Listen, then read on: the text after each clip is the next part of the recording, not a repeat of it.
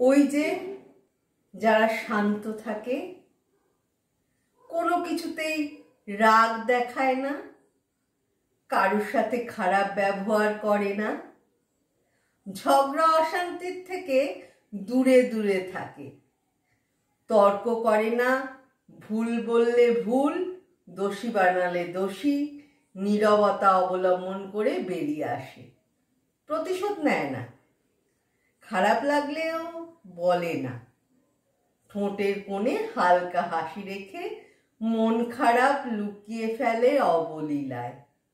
ওরা চাইলে ঝড় হতে পারে, কিন্তু হয় না, কারণ ওরা চায় না কাউকে কষ্ট দিতে, কারোর চোখের জলের কারণ হতে। না হলে ওদেরকে যারা চেষ্টা করলো ভেঙে ফেলার, চাইলে তাদেরকে ওরা ভেঙে টুকরো টুকরো করে দিতে পারত। ভালো থাকবেন, এরকম প্রচুর মানুষ থাকে।